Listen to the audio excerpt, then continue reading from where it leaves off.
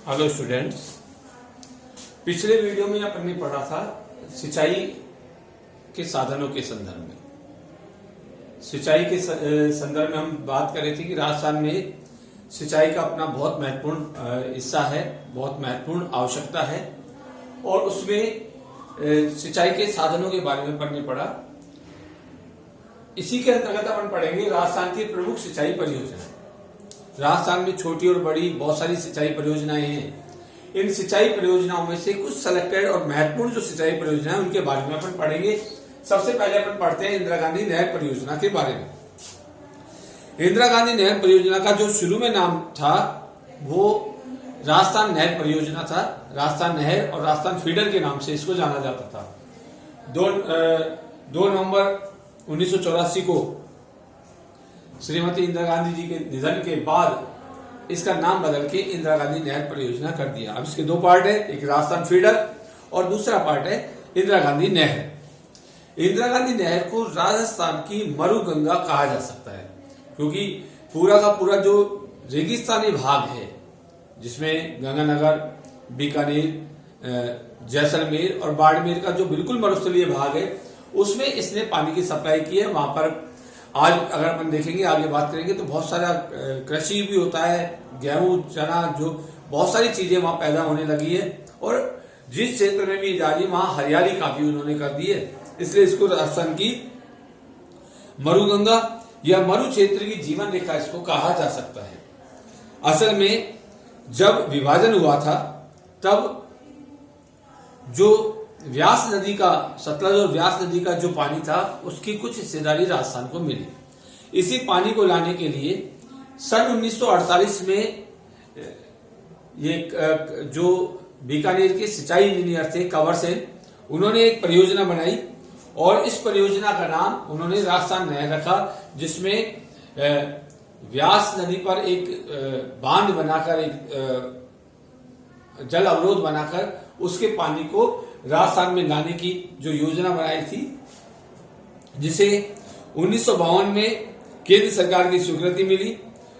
इसमें राजस्थान में आवंटित 86 लाख जो घन फुट पानी था उसे वापस लाने की थी, उसे राजस्थान में लाने की बात थी। तो सतलज और व्यास नदी के संगम पर, जहां सतलज और व्यास नदी दोनों मिलती है, वहां पर एक बांध बनाया गया जिसे हरिके बैराज कहा गया। बैराज इसलिए क्योंकि बांध नहीं होकर वो केवल एक पानी के लिए अवरोध था। और इस बैराज से गडरा रोड बाड़मेर तक नहर बनाने की योजना बनाई। इसके 2 पार्ट रखे। एक पार्ट में जैसे मैंने आपको पहले बताया कि राजस्थान फीडर और दूसरा जो था इंदिरा गांधी नहर। तो जो राजस्थान फीडर है वो लगभग 204 किलोमीटर है। 204 में से 169 किलोमीटर तो पंजाब और हरियाणा में और 35 किलोमीटर राजस्थान में। ये हरिके बैराज से, हरिके बैराज है व्यास नदी पर जब डैम बनाया है, हरिके बैराज बनाया है, उस हरिके बैराज से और मसीता वाली हेड हनुमानगढ़, यहां तक इसे लाना था। यहां तक इसकी 204 किलोमीटर की दूरी बनती है, जिसे राजस्थान फीडर कहा जाता है। नहर का जो राजस्थान फीडर है, फीडर उसे कहते हैं जिसका नहर का पानी रास्ते में कोई उपयोग में नहीं लेता है, यानी इसमें रास्ते में इसके पानी को उपयोग में लिए जाना निषेध होता है। ये किसी नहर की सप्लाई के लिए एक नहर बनाई जाती है, उसे राजस्थान फीडर कहा गया है। और इस फीडर समेत इस नहर की पूरी लंबाई 649 किलोमीटर है और इसमें 9600 किलोमीटर की लंबी वितरिकाएं हैं।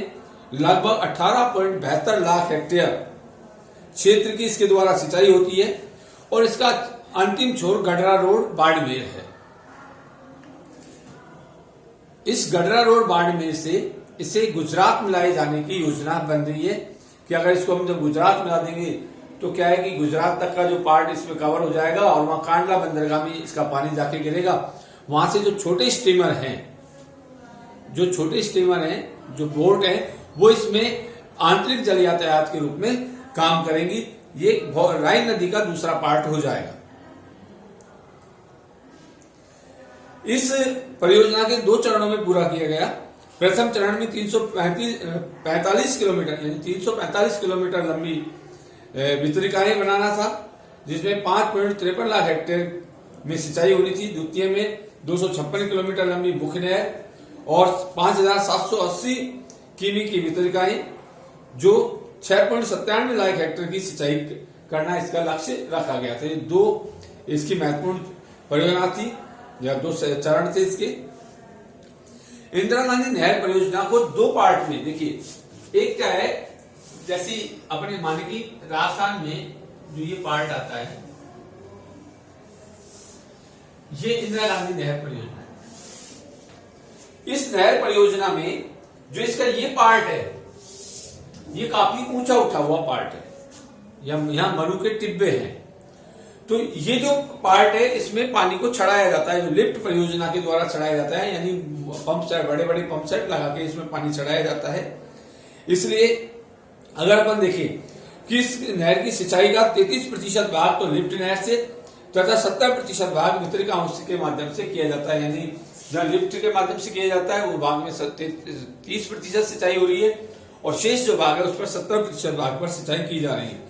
और कई जो झुंझुनू और चूरू जो जिले हैं, वहां तक ये पीने का पानी सप्लाई किया जा रहा है।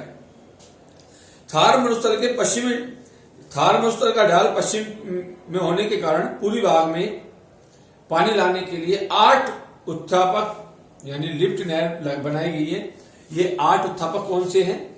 गदेली, नौहर, सहवा लिफ्ट नहर, बीकानेर लूणकरणसर लिफ्ट नहर, गजनेर लिफ्ट नहर, बागड़सर लिफ्ट नहर, कोलायत लिफ्ट नहर, फलोदी लिफ्ट नहर, पोखरण लिफ्ट नहर, जोधपुर लिफ्ट नहर। ये 8 मुख्य लिफ्ट नहर हैं जिनके माध्यम से इस पूरी हिस्से में सिंचाई की जा रही है, यानी पानी को पहुंचाया जा रहा है।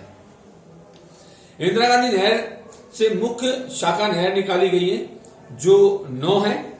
ये जो शाखा है उनमें रावतसर शाखा हनुमानगढ़, सूरतगढ़ शाखा श्रीगंगानगर, अनूपगढ़ शाखा श्रीगंगानगर, पुगल शाखा बीकानेर, चारणवाल शाखा बीकानेर, दातोर शाखा बीकानेर, बिरसलपुर शाखा बीकानेर, बीरबल शहीद बीरबल शाखा जैसलमेर और सागरमल गोपा शाखा जैसलमेर।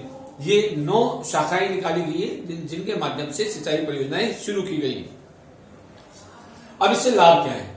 लाभ तो बहुत सारे हैं, जैसे मरुस्थल को रोकता है, सिंचाई के लिए पानी उपलब्ध कराता है, पीने के लिए पानी उपलब्ध कराता है, व्यावसायिक फसलें यहाँ पैदा होने लगी हैं, पशुपालन मत्स्य पालन का विकास हुआ है, नए उन व्यवसाय को लाभ मिल रहा है, नए नगर और अनाज की मंडियां यहाँ स्थापित हो रही है, 9.5 लाख टन खाद्यान्न का उत्पादन संभव हुआ है, मरुस्थल पर नियंत्रण हुआ है, वन क्षेत्र चारागाहों का विकास हुआ है, बंजर भूमि का विकास संभव हुआ है। ये सारे के सारे लाभ इससे हो रहे हैं।